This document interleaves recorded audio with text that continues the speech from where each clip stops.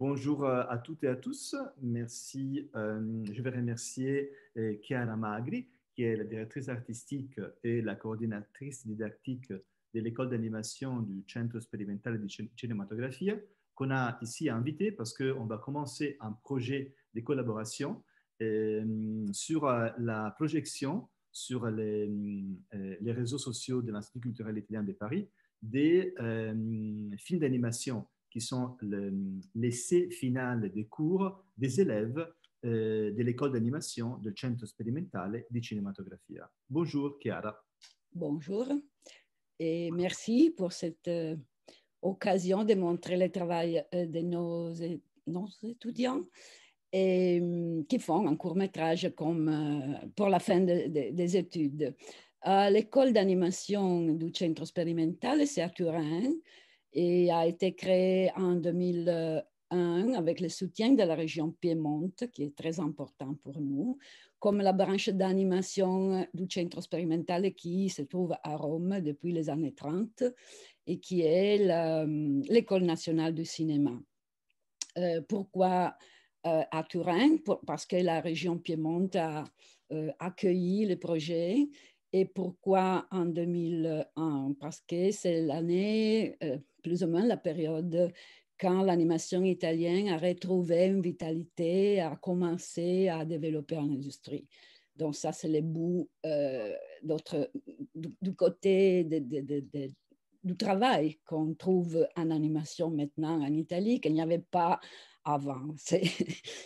Il s'agit d'un cours de 3 ans qui a été, comme on dit, égalisé à la licence il y a 2 ans. Avant, ce n'était pas légalisé. Et qui est totalement focalisé sur la compréhension et la pratique du processus de production de l'animation. Nous accueillons 20 étudiants par an.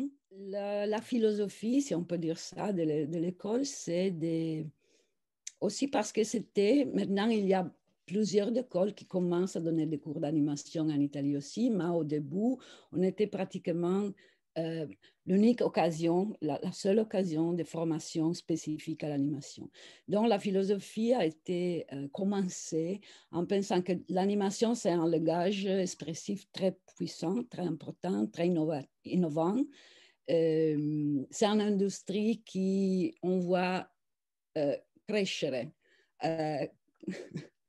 devenir plus grand. Et il y a une sorte de contradictions à l'intérieur de l'animation. D'une partie, c'est une industrie très développée, très forte, et qui a la tendance à se cristalliser dans des modèles. On voit, non? Le Disney, surtout, mais Pixar, les styles, on a la tendance de formaliser, mais en même temps, il a besoin d'innover constamment les produits, comme non, les produits de toute l'industrie culturelle. D'autre côté, l'animation peut être un langage très personnel, très intime d'expression et un langage très intéressant pour l'innovation, pour l'expérimentation. J'ai commencé à m'occuper d'animation parce que j'étais passionnée par les films de l'avant-garde historique, par les films abstraits, non? Et l'animation joue un rôle et a joué un rôle très important dans ça. Donc, il y a une sorte de tension. Nous voulons que les étudiants développent leur propre style et d'un côté, leur idée, leur chance comme créateurs, et d'autre côté, qu'ils ont des moyens pour travailler dans l'industrie, donc avec des méthodes professionnelles. Et ça, c'est le bout. Mais pour nous, c'est très important que les étudiants comprennent tous les processus de production, toutes les étapes de production qui sont très compliquées, très variées et très différentes du cinéma de vue réelle, bien sûr. Est-ce qu'on peut trouver un style italien du film d'animation? Est-ce qu'on peut avoir des caractéristiques et qu'on peut dire, OK, ça, c'est un film italien? Ça peut être oui ou non. À niveau de la production industrielle, je crois qu'il est plutôt un style international qui se développe maintenant. C'est difficile de dire un style italien dans la production industrielle, qui par soi-même, c'est une production internationale. Tous les séries télé, qui c'est le principal produit italien, c'est la production pour la télé, sont des coproductions européenne et normalement le style est une moyenne entre différents. C'est un style européen. Au niveau des courts-métrages, qui c'est le milieu où tu trouves l'innovation et les caractéristiques plus fortes au niveau des styles, je crois que peut-être on parle d'une école italienne qui est les néopittorici. Comment traduire? Il y a des auteurs qui sont, d'une façon, ont retrouvé les techniques traditionnelles de la peinture et du dessin, surtout, avec un fort lien avec la tradition de la peinture italienne classique. Mais il y a aussi beaucoup d'auteurs qui pratiquent des outils, des styles plus en format numérique ou différents. Mais peut-être, oui, il y a une tendance dans le court-métrage à réaliser peinture animée. Bien sûr, bien sûr. Les panoramas qu'on va proposer en collaboration avec vous, c'est un panorama très varié et très éclectique. Et je pense qu'on peut vraiment retrouver ces goûts pour l'art et la peinture à différents niveaux des traditions, hein, parce que c'est aussi très innovatif donc, comme aspect. Oui, je crois qu'un point de force de notre école, c'est qu'on n'a pas une marque, comme on dit, de fabrication. Les films sont très différents. On encourage vraiment les étudiants à développer des styles différents, des idées différentes, des thématiques différentes. On ne peut pas dire ça, c'est un film de CSC. Mais ça, je crois que c'est très bien, juste pour le discours qu'on faisait avant, sur la possibilité de développer des idées, des styles intéressants et nouveaux, parce qu'à niveau personnel, c'est important, au niveau artistique, bien sûr, c'est important, mais à la fin, c'est important aussi pour l'industrie, je crois. Et donc, oui.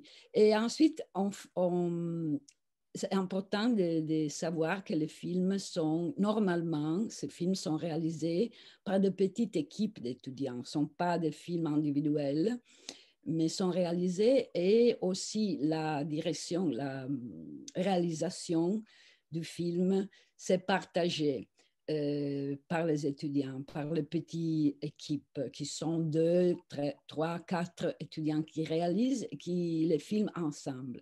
Donc, d'un côté,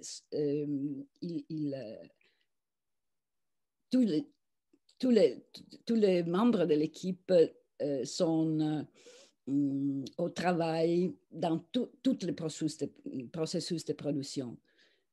Ça, peut-être, ce n'est pas bien pour le film parce que ce n'est pas professionnel, en effet, d'avoir la réalisation partagée. Normalement, c'est un réalisateur, mais c'est très bien pour leur formation, je crois, parce que c'est important qu'ils sont conscients de tout le travail, de toutes les étapes qu'il faut faire pour faire un film.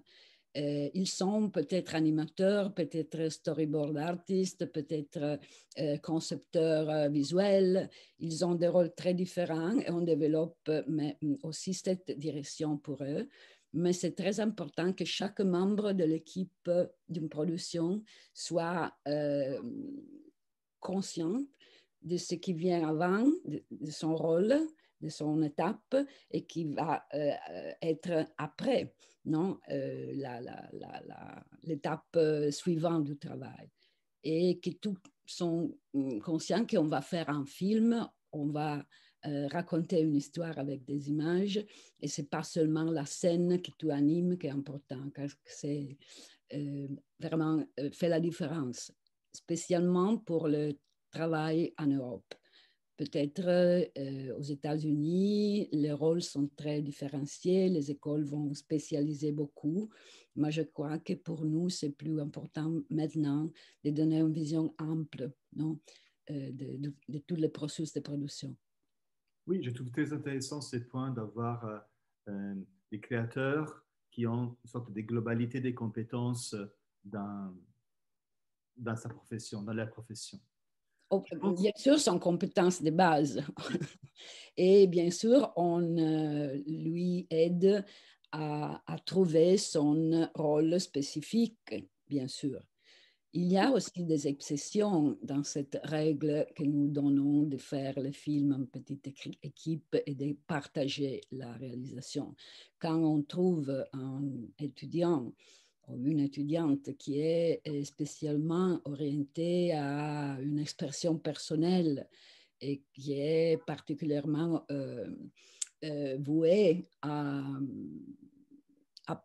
le parcours très difficile de l'animation d'auteur, on lui permis de faire un film individuel. Mais c'est rare parce que un film individuel, ça signifie un court métrage, ça signifie travailler pour un produit qui n'a pas vraiment encore un marché. Donc, normalement, qui réalise des films, des courts métrages d'auteurs, travaillent en même temps pour la pub ou, oui, ou pour les écoles, ou enseigne dans les écoles.